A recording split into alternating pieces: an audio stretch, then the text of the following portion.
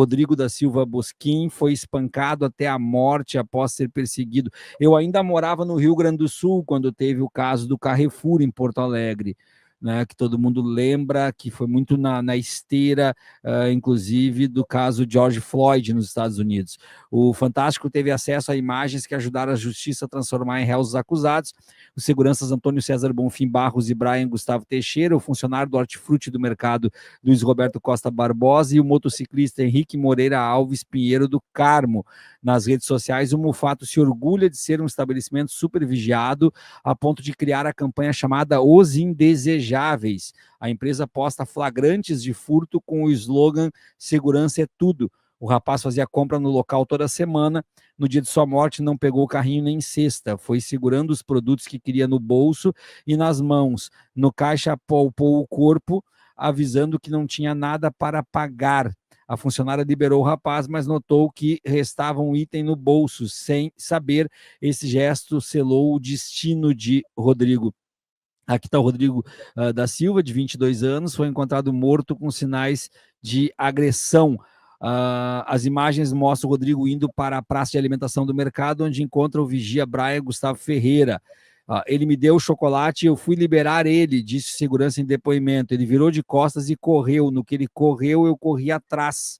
Continuou. O vigia deu um alerta no rádio, levando o funcionário de hortifruti e outros a se juntarem à perseguição. Rodrigo consegue sair do supermercado, mas o grupo corre atrás. De acordo com o depoimento de Ailton Camargo, chefe da vigilância, eles estavam desobedecendo uma ordem. Nós não temos essa política de sair correndo atrás de ninguém. O mercado não autoriza. E também a gerência falou, pode voltar, volta aí, deixa isso para lá. Mas eles não me ouvem e continuam correndo. No entanto, as imagens mostram que o próprio Ailton também segue à procura de Rodrigo, uma contradição ao depoimento. Em determinado momento, ele volta ao mercado, segundo Brian, porque o chefe da vigilância se sentiu inseguro. Em seguida, os 3 restantes avisam Rodrigo e conseguem encurralar a vítima. É quando começa, segundo o Ministério Público, uma brutalidade fora do comum. O golpe mata-leão teria sido dado por Brian. A defesa diz que ele não agrediu o jovem nem participou de qualquer ato violento.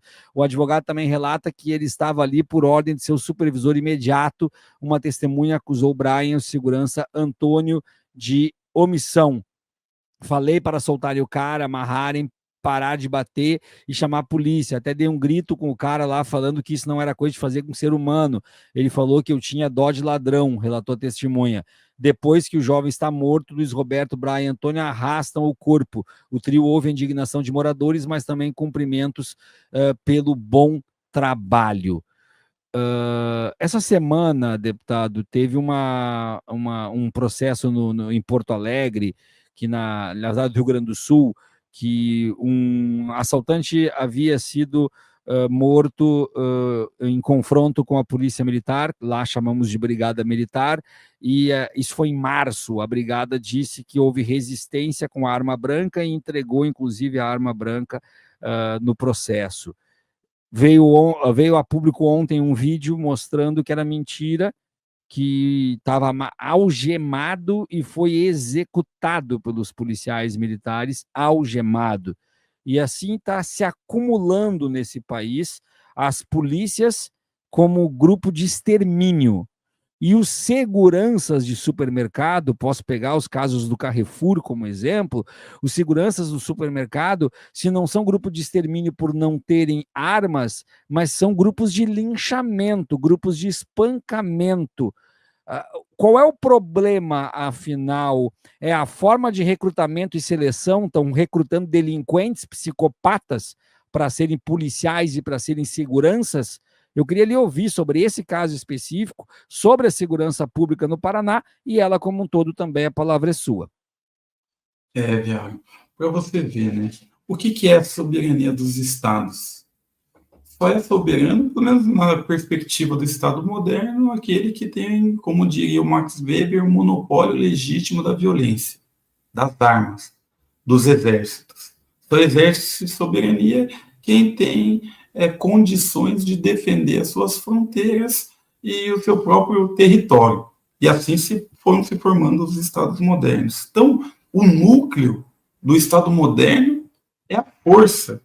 Assim como o núcleo da política, como a gente disse agora há pouco, é a guerra. E a política é a guerra por outros meios. E a soberania, naquilo que diz respeito aos poderes, o poder legislativo, executivo e judiciário, é também efeito secundário da força, do exército, dos militares e das armas. Quer a gente goste, quer a gente não goste. Como esse elemento tão importante, que é o cerne da soberania, que são as forças militares, no nosso país, não são fiscalizadas, não tem um controle civil e cada vez menos tem um controle político. Já não teve nenhum controle, a gente já viu a ditadura há pouco tempo atrás. Uhum. E eles foram se empoderando e a gente deu anistia, a gente fingiu que nada aconteceu. Então eles continuaram chocando os ovos das serpentes. E a última quase nos trucidou agora, recentemente. Então os militares novamente se tornaram protagonistas da soberania brasileira. Eles exercem o poder de fato. Porque assim foi feito, assim foi dado. Esse poder foi dado pela população, infelizmente, pelo fascismo brasileiro, a partir da figura asquerosa do Jair Bolsonaro, e pela mídia toda, que sempre legitimou no nosso país. Há quantas décadas o Brasil é o país mais violento do mundo em números absolutos? Muitas décadas. Para ter ideia, ano passado, Viário, morreu por arma de fogo mais civis no Brasil do que na Ucrânia, que também tem uma dimensão gigantesca, uma população gigantesca e que está em guerra com uma das maiores potências bélicas do mundo, que é a Rússia. E mesmo assim, lá morreu muito menos civis do que no Brasil. E outro detalhe, o exército brasileiro é um dos únicos do mundo, se não o único do mundo, que matou mais os seus compatriotas dentro do próprio território do que estrangeiros em guerra. O nosso exército foi feito para controlar o inimigo interno, que é a questão que a gente tinha falado ali do medo, da população negra, dos expoliados, dos rejeitados pelo capitalismo dependente de terceiro mundo, selvagem, que a gente vive hoje, empobrecidos, miserabilizados. E esse policial que vai se empoderando, ele tem vários poderes que são delegados, inclusive pelos juízes. Os mais violentos dessa história, por exemplo, são os juízes, porque o juiz delega ao policial o poder que ele tem de julgar. O legislativo delega ao policial o poder que ele tem de feitura das leis. Então, na prática, o policial faz a lei e julga como quer, trazendo para si, arrogando, né, para si o poder do judiciário, o poder do legislativo e do executivo, porque ele faz a lei, ele julga e ele executa a lei. Os três poderes numa ação de um policial, com consentimento desses poderes. Porque quando o Bolsonaro fala bandido bom é bandido morto, e diz que a polícia tem que matar, ele está dando o poder que ele tem, como chefe do executivo, sobre a punição, porque a punição, a lei de execuções penais, as penitenciárias, o sistema prisional é de competência do executivo, o punir. A feitura da lei, dizer o que é lei, na circunstância concreta, é do legislativo.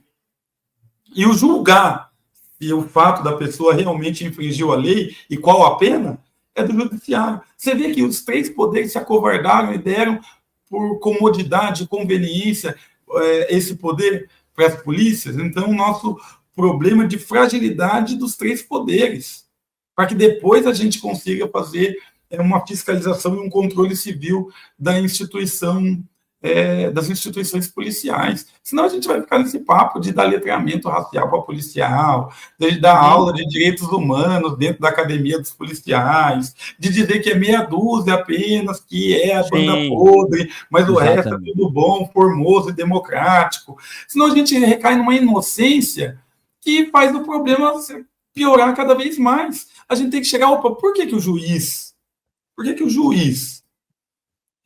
por que é retirado do juiz o poder de julgar? O policial é quem faz isso. E o juiz não prende esse policial.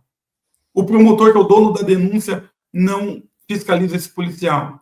Por que o legislativo todo não vai a público e diz, opa, nós somos os únicos que temos o poder de dizer o que é crime e qual a pena desse crime? Os policiais estão eles dizendo o que é crime na circunstância concreta e eles dando pena que não existe prevista na lei, que é a pena de morte. Renato, teve um caso em São Paulo há pouco tempo que uma turma nova de policiais militares, numa cerimônia de formatura, lá numa comemoração entre eles, se vestiram com capuzes da Ku Klux Klan, acenderam velas e fizeram uma cerimônia com gestos nazistas. Aquele procedimento foi amplamente denunciado por todas as mídias. Aqui eu fiz com muita ênfase. O processo foi arquivado, Renato. Foi arquivado o processo. Faz 10 dias. Foi arquivado. Uma turma de recrutas da PM de São Paulo fazem um ritual de Ku Klux Klan na conclusão da sua academia de treinamento policial, são denunciados e o processo é arquivado. Para você ver.